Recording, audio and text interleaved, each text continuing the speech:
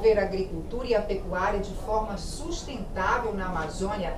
Esse é o tema do videocast Amazônia e Novas Economias. Eu sou a jornalista Nélia Feio e converso agora com a ex-ministra Cátia Abreu. Muito obrigada pela sua presença, é um prazer recebê-la aqui. Prazer Seja bem-vinda. Muito obrigada e cumprimento a todos que estão nos acompanhando e nos assistindo. Muito obrigada pelo prestígio. Ministra, a gente trata por ministra porque é uma forma que o jornalismo tem, né? Foi ministra. A gente ouviu muito falar, é a segunda pessoa que eu ouço falar nos painéis, de que a gente não pode levar a crise climática como uma crise ideológica, mas existe o negacionismo climático. Então, como é que a gente lida com isso num momento tão acirrado, tão polarizado que o país vive? É uma receita difícil de ser dada. E o interessante é que eu já estive nos dois lados. Quando iniciou-se no Brasil a discussão sobre meio ambiente, sobre a questão de desmatamento e tudo mais, eu era uma jovem iniciante na carreira pública e produtora rural, líder ruralista, e eu achava aquilo tudo uma implicância com os produtores. E resisti muito. Quando eu vi que a coisa estava assim ficando difícil, eu pensei, eu preciso estudar mais sobre isso. Então, por livre e espontânea vontade, eu procurei a ciência. Então, eu digo sempre o seguinte, tem dúvida? Procure a ciência. Procure os pesquisadores, conversa com vários pesquisadores, veja o que é fato e o que é fake. Então, eu aprendi muito nesse período com a Embrapa, que eu procurei insistentemente, e eles me deram muitas aulas e aulas e horas a fio, até que eu consegui me posicionar do que estava de fato equivocado e do que precisava ser reformulado e combatido. Então, não existe uma receita única.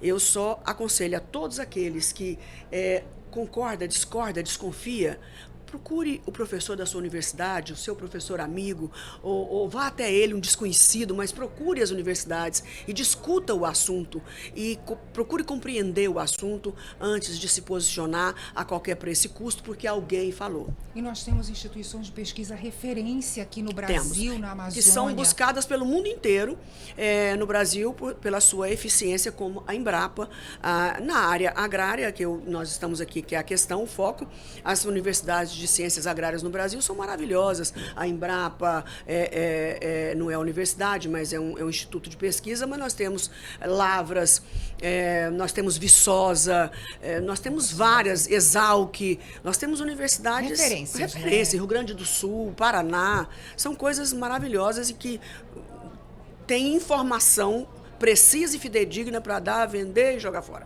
A senhora falou na questão da ciência, né? Desse embasamento científico. E qual é o papel da ciência justamente também nesse desenvolvimento da pecuária e da agricultura? O que ela pode subsidiar para trazer novos modelos de negócio, tecnologia, aumentar a produtividade? Na verdade, a Embrapa já faz isso há 40 anos. E eu explico por quê. Na década de 70, nós éramos grandes importadores de comida, e comida cara. Vinha da Europa, França, Alemanha, México, das Filipinas, que é o lugar mais longe do Brasil, já veio arroz de lá. Então, nós tivemos um problema de balança comercial na década de 70, o petróleo subiu demais e nós tínhamos a produção única e exclusiva do café. E o café não aguentou segurar essa barra sozinho da balança comercial. E o governo brasileiro da época, da década de 70, resolveu instituir uma entidade de pesquisa, mandou 2.000 pesquisadores para fora do país, para os Estados Unidos, e vieram de volta depois de 2 anos e foram criando a Embrapa e fazendo um dimensionamento no Brasil inteiro, e foi crescendo e pesquisando. Então, isso fez com que a agricultura brasileira, já na década de 80, nós já éramos autossuficientes. Na década de 90, começamos a exportar e na década 2000 em diante, viramos um gigante. Então, a resposta foi muito rápida. Então, agora é continuar pesquisando. Eu disse agora há pouco lá no painel que quando eu comecei a minha vida na fazenda, quando eu fiquei viúva, aos 25 anos de idade, a gente engordava um boi com 4 anos e meio, 5, 70 meses, e achava que estava fazendo bonito. 37 anos depois, nós já estamos matando esse mesmo boi com 18 meses, com 20 meses. Como isso? Deu algum remédio neles para engordar? Não, absolutamente, é proibido. Ciência, pesquisando a genética bovina e também das gramíneas, do capim, né? Mais conhecido como capim. Evoluindo nessas sementes para que é o alimento a pecuária do boi, é o alimento do boi. E medicamento, e sal mineral, enfim, muitas coisas aconteceram e nós chegamos onde estamos hoje. Nós já temos exemplos concretos aí de você incrementar áreas, na verdade, dar um reaproveitamento de áreas degradadas que são exemplos de sucesso. Você pode instalar projetos pecuários, de pecuária, você pode fazer um sistema agroflorestal ali. Mas por que é tão difícil expandir nessas áreas que já foram degradadas? O que falta? Falta financiamento? Falta visão? Não, até o financiamento não. Já melhorou muito, já foi pior. Talvez os juros pudessem ser mais baratos. Ainda em 2009, não, na COP de Copenhague. Nós, na época, Lula era presidente, inclusive eu era de oposição, de um partido de direita, e os compromissos que foram feitos lá, nós ficamos assustados. Mas quando eles voltaram de lá, o governo brasileiro voltou e criou o programa ABC. Foi o primeiro programa que a pecuária de corte teve no Brasil depois de 40 anos. Com juros subsidiado, para que eu pudesse, então, aplicar fertilizante na terra de pecuária, inclusive usando a agricultura. Aí nós, olha, o que o preconceito não faz? Quando deram a notícia, nós ficamos todos preocupados. E depois nós fomos ver que tinha sido um grande benefício. Esse programa existe até hoje. Passou Lula 1, Lula 2, passou Dilma, passou Temer, passou Bolsonaro e continua até hoje, que é o ABC. É um projeto de agricultura de baixo carbono, que são várias técnicas que a Embrapa desenvolveu, é um pacote de 5 técnicas e que eu vou lá e pego o dinheiro no banco com um juro melhor, um prazo maior e recupero a minha terra degradada. Mas não é suficiente, o Brasil é grande demais e são muitas fazendas ainda degradadas e que não tiveram condição, rentabilidade para se financiar. É um projeto de sistema agroflorestal? Não. É um sistema agroflorestal. Então eu posso, quando eu faço agricultura, eu decidi, por exemplo, para resumir, na minha propriedade era de pecuária. O que eu fiz? Eu tirei a pecuária, faço agricultura há 7 anos, para depois, um dia, eu retornar para a pecuária. A minha terra está super fertilizada e eu ainda ganhei dinheiro com soja e com milho. Então, isso tudo você tem que ter a aplicação no solo que vai resultar em lucro, ou com a pecuária, ou com a soja, ou com o milho, ou com o eucalipto, biomassa plantada. Isso quem vai decidir é o produtor. Ele que vai fazer as continhas dele e ver o que é melhor e mais rentável para ele. Então, fertilizar a terra é muito importante e todo financiamento que tiver, ele é muito bem-vindo. Esse era um ponto importante que os países desenvolvidos que aqueceram o mundo até aqui, que o mundo não foi aquecido agora, o mundo vem sendo aquecido desde a Revolução Industrial. Então, poderiam dar essas compensações para nós fertilizarmos as nossas terras como pagamento por essa estoque de aquecimento, que é a responsabilidade deles, quase 75%. A senhora tocou num ponto importante, que é a questão dos fertilizantes. Qual é a relação dos minerais com esses fertilizantes? É uma pergunta ótima, porque ninguém imagina que adubo é mineral. Pensa que mineral é ferro, ouro, cobalto, bauxita, alumínio. Os 3 componentes macronutrientes, para falar um pouco mais correto, que nós precisamos para a agricultura, os 3 são minerais, óbvio. Potássio, fósforo e nitrogenados, é o NPK. Esses 3 que sustentam a agricultura brasileira e a agricultura de muitos lugares do mundo, com algumas diferenças em alguns lugares pela própria condição do solo. Sem esses 3 macronutrientes, que são minerais, e por incrível que pareça, nós que produzimos uma das maiores agriculturas do mundo, entre as 3 do mundo, Estados Unidos, China e Brasil. São as maiores do mundo, mas nós somos o maior exportador do mundo, porque Estados Unidos e China consomem a sua produção internamente. Nós produzimos para nós e para nos vender para outros países. Então, agora que as pessoas estão despertando com isso. E por que nós importamos esses 3 macronutrientes? Dos 3, nós importamos 85%. De um deles, que é o potássio, nós importamos 95%. Mas é porque não tem no Brasil? Tem sim no Brasil. E não exploramos por puro preconceito ambiental. O meio ambiente não veio para tirar o desenvolvimento e o bem-estar do povo. O meio ambiente ele tem que estar a serviço das pessoas e, portanto, as pessoas têm que cuidar desse meio ambiente para ele não acabar nunca. Então, quando a gente defende o não desmatamento da Amazônia, fica parecendo que todo mundo virou santo agora, bonzinho. Não, pragmatismo, ciência, pesquisa, porque aquela floresta maravilhosa aqui, a floresta amazônica, ela consegue produzir chuva para os outros estados do Brasil. Por isso a Amazônia precisa de ter muita compensação, porque ela tem terras maravilhosas que não pode desmatar, que poderia estar produzindo com a velocidade muito mais produtiva do que o resto do país. Mas qual é a relação, por exemplo, de você pegar o... Como é o nome do mineral? Que é o potássio. Adubo, potássio. NPK, mais fácil, resume os 3. Que é o potássio, que resume os 3. Qual é a relação de você... Por que o Brasil vai deixar de emitir, ou de produzir, na verdade, menos gases do efeito estufa se ele produzir aqui e se ele não trouxer, por exemplo, do Canadá? Como é que funciona esse fluxo? É simples de explicar.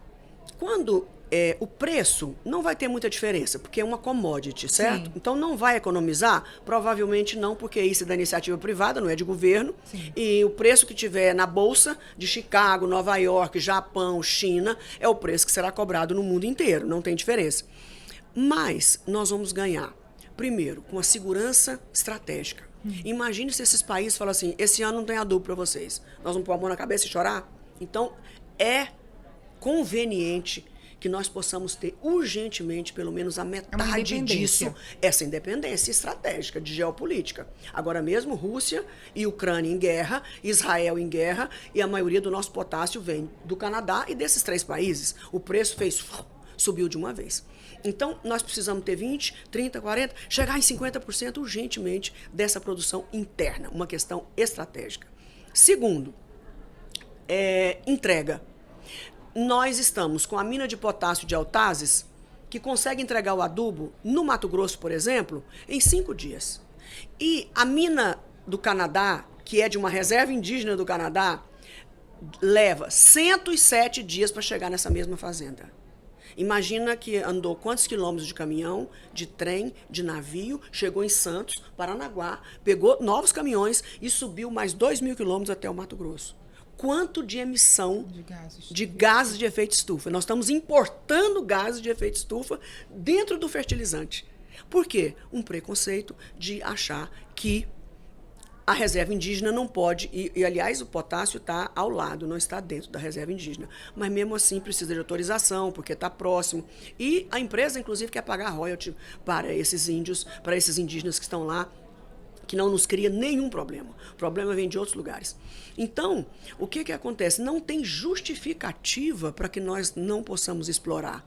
Vai ser de qualquer jeito? Não, nós não estamos propondo garimpo, nós estamos propondo mineração. Mineração oficial, registrada, fiscalizada. Dá problema assim mesmo? Dá. Não viu Mariana e Brumadinho? Agora, aquele acidente horrível que matou mais de 100 pessoas, foi uma desgraça aquilo. Foi horrível, a gente tem que evitar. Mas a gente não pode negar e falar, nunca mais faremos e vamos comprar de outros países. Quer dizer que lá pode ter o risco de ter uma tragédia e no Brasil não pode ter o risco da tragédia. Então nós temos que aprimorar, minimizar esses riscos. Minimizar os riscos, fiscalizar, punir os culpados, os que foram irresponsáveis, mas nós temos que continuar avançando e buscando alternativas para a nossa região da Amazônia. Quer dizer que nós não podemos desmatar. Já é um acordo? Já é um ponto pacífico? Nós precisamos da floresta em pé por milhares de motivos. Agora, eles têm minério também. Também não pode não? Não, também minério não pode não. Qual a alternativa? Tem 30 mil pessoas na Amazônia que querem viver aqui e não querem ir embora. Nasceram aqui.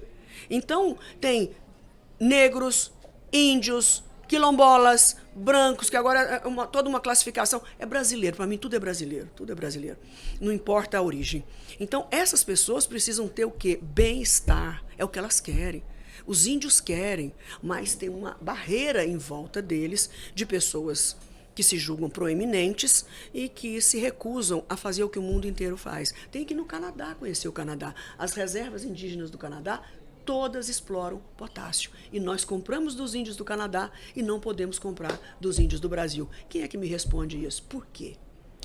Ministra, a senhora tocou também num ponto muito importante, que é a questão do segmento econômico na Amazônia. E a gente sabe que a pecuária é um setor muito forte aqui na Amazônia. Você tem grandes fazendas aqui no Pará, em especial. E o governador, inclusive, lançou um decreto, não tem muito tempo, que ele realmente quer estabelecer essa rastreabilidade. Quais são os desafios e as dificuldades para você rastrear, fazer, como a gente diz, o brinco no gado individualmente? Não é o rastreamento coletivo, é o individual. É muito difícil para nós brasileiros, não é porque nós não é uma questão de desejo, é uma questão de quase impossibilidade.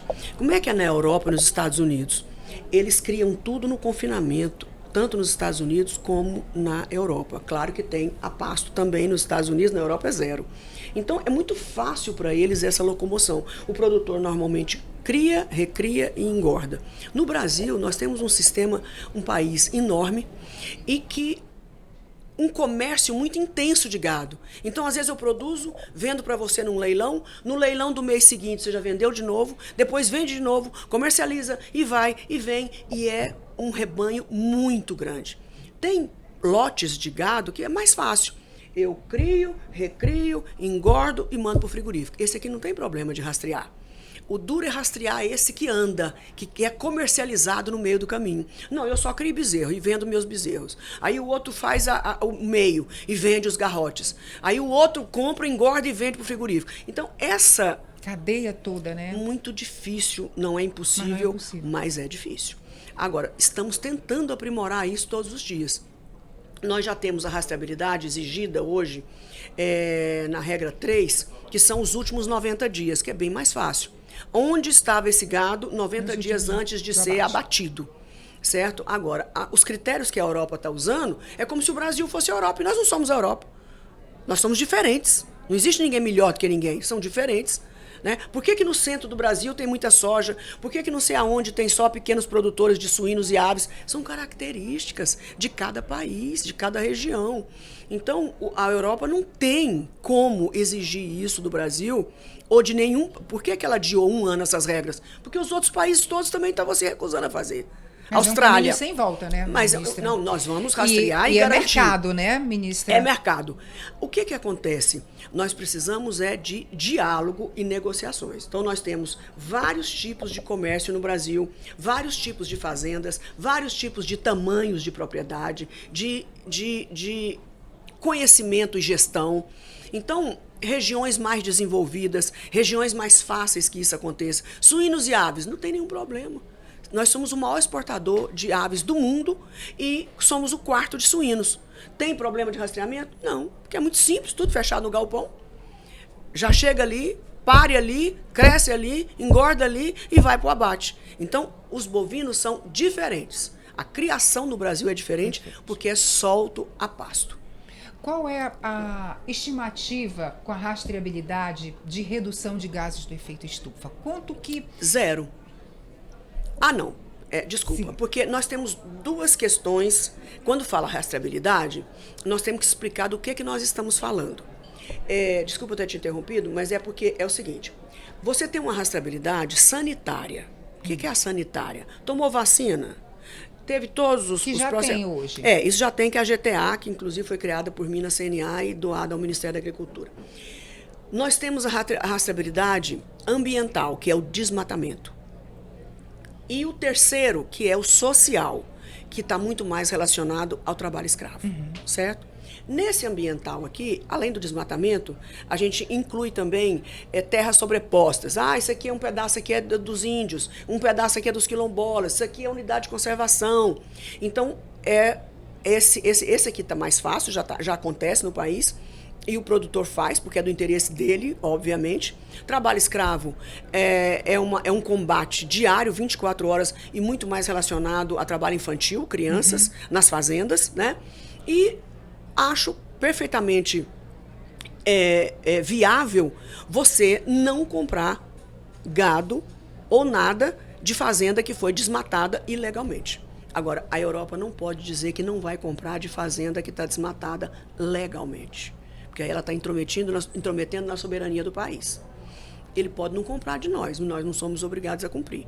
Mas, para a Europa, a carne brasileira que vai para a Europa é apenas 3% do que nós produzimos aqui. Tá? Nós já temos no Brasil fazenda net zero, já temos. Nós temos um estudo da Fundação Getúlio Vargas, que tá fresquinho ainda, não foi nem bem divulgado, mas ele precisa ser bastante ampliado. Foram feitas 100 fazendas. 100 fazendas foram tiradas. Dessas 100, nós encontramos 31 fazendas net zero. O que significa net zero? Emite 10, sequestra 10. Isso é net zero. Eu empatei. Né? Eu sequestrei 20 e emiti 25. Isso não é net zero. Eu estou negativa 5. Então, 31 fazendas em 100, eu fiquei encantada, eu fiquei feliz demais.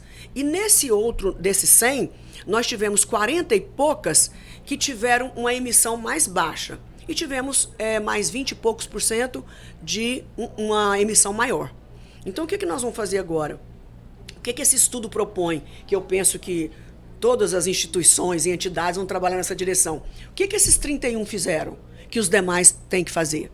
Precisam fazer. Vamos criar um selo de origem, de uma sofisticação, compartilhar esse conhecimento. E por que também não uma grife de sustentabilidade? Imagina eu ganhar um selo grife de sustentabilidade, como se eu fosse uma marca caríssima de roupas, por exemplo.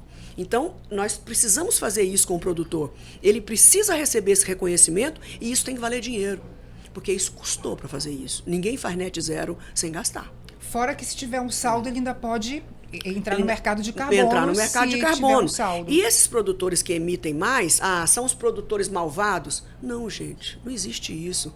São produtores, às vezes, mal orientados ou que não têm o dinheiro suficiente para fazer o net zero ainda. A questão fundiária atrapalha? Muito. Porque tudo que não tem dono, não tem valor. Então, quando eu titulo, quando eu regularizo um apartamento, um prédio, uma galeria de lojas, lotes, terrenos, fazendas, carros, tudo que tem regularidade, reconhecimento, registro, é muito mais bem cuidado e é muito mais fácil de punir. Quando uma terra não tem dono, não tem titularidade, a pessoa desmata. Quando chegar os órgãos ambientais, de quem que é isso aqui? Não, de ninguém. Não tem. Cadê o CPF dessa pessoa? Não existe essa pessoa. Então, existe outro preconceito. Regularizar terras na Amazônia é apoiar a grilagem. Grilagem de quê, meu Deus do céu? Grilagem de pessoas que estão lá há 50, há 100 anos trabalhando. Vamos pegar, hoje os estudos de satélite mostram até o dia que você plantou a banana e colheu. Tem a rastreabilidade... como é que eu vou falar? Eu inventei aqui agora. Rastreabilidade satélitica. Ela vê tudo, ela percebe tudo, ela identifica tudo. Então, os instrumentos hoje são poderosos para achar os mal intencionados, aqueles que estão de má fé, porque eu acredito muito em gente. A maioria das pessoas são de boa fé. Então, por que esse preconceito? Grilagem de quê? Então, nós precisamos fazer com que essas pessoas sejam tituladas, para que elas possam investir, melhorar suas terras. Você vai melhorar a degradação da tua terra se você não tem um documento dela? Você vai explorando, sugando ela. Eu vou jogar adubo aqui e depois, se essa terra não for minha mais.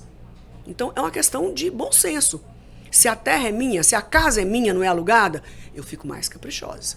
Eu pinto a casa, tenho qualquer coisa estragada, eu conserto rápido.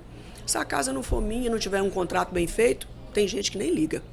E fora que, se não tiver regularizada, você não tem financiamento. É muito mais difícil. Tem financiamento, não existe financiamento.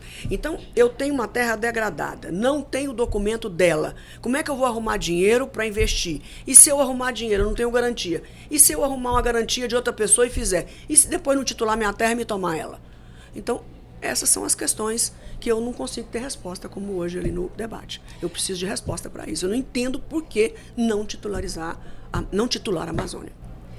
Por que qual é, na verdade, por que não? Qual é a expectativa do setor, do segmento, do agronegócio para a COP30, quando a gente vai ter representantes aqui do mundo inteiro e com o desafio de pensar nessas mudanças climáticas? O que o setor pode propor para melhorar a qualidade de vida no planeta? Olha, não falo nem da Amazônia no Brasil, mas é o planeta. Entendi.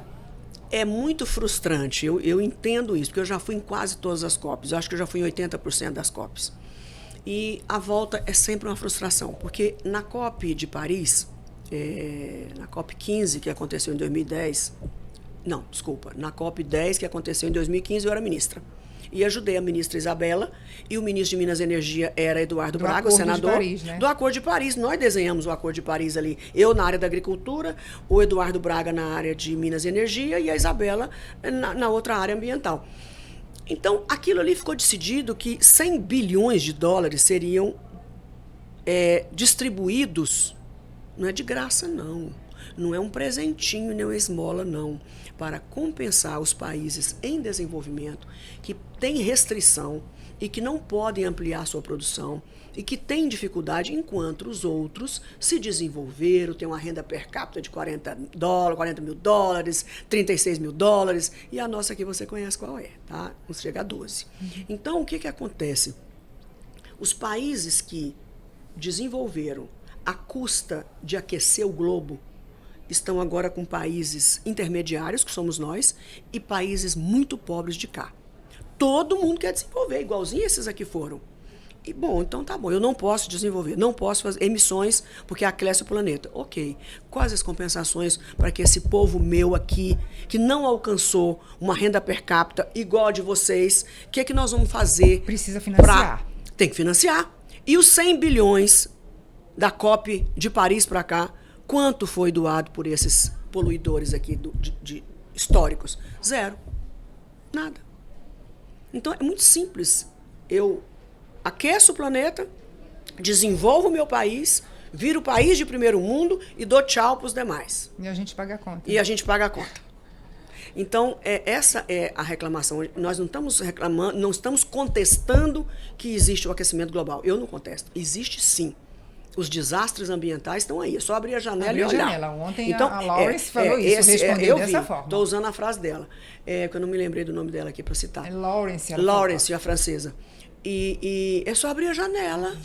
A janela, você abre o telejornal de todos os canais que você vai ver o mundo acabando. Começa aqui no Brasil. Em cima de uma casa toda ilhada, gente. Pensa nas queimadas, agora no país inteiro. Lembra do Rio Grande do Sul, que passou uma tragédia terrível, para deixar esses dois aqui. E no resto do mundo? Precisa de mais o quê? E os terremotos? E os vulcões? E tudo vindo por água abaixo? Seca. Precisa de mais o quê para alertar a população? Agora, nós da agricultura enxergamos isso muito mais de perto, porque há perda de produtividade com ausência de água. Certo? Não interessa para a agricultura aquele monte de água num período pequeno e depois uma longa seca. O ideal para a agricultura é o equilíbrio das chuvas. E isso nós não estamos vendo com facilidade mais. Essa é a grande crise da agricultura. Então, nós não podemos negar o aquecimento global, nós não podemos tirar de mente que a Amazônia não pode ser desmatada por garantia nossa própria de ajudar a manutenção das chuvas no país, e precisamos solucionar a vida de quem mora na Amazônia. Quer dizer que 9 milhões de hectares que estão aí, não é desperdiçados, vamos dizer que estão com mau uso, com uso baixo de tecnologia, que podia estar produzindo muito mais, enriquecendo essas pessoas. Por que não usar tudo isso com pecuária, com milho, com feijão, com soja, com cana, por que não? Com algodão, por que não? Chama os pesquisadores, pode plantar algodão aqui? Pode. E aqui? Não, aqui não pode. E cana aqui? Pode? Pode. E pecuária? Gente, é um zoneamento econômico e ecológico que chama isso. Isso é uma técnica. Sim. É o ZEE, zoneamento econômico e ecológico. A orientação da ciência. Vou plantar onde eu quiser. Não vai não. Não vai não, porque vai ter punição. Então, tudo que tem regra, tudo que tem norma, é mais fácil de fiscalizar, é mais fácil de punir e é mais fácil das pessoas se convencerem. Bom, muito obrigada. Eu conversei com a ex-ministra Cátia Abreu. O videocast Amazônia e Novas Economias volta no próximo episódio. Até já!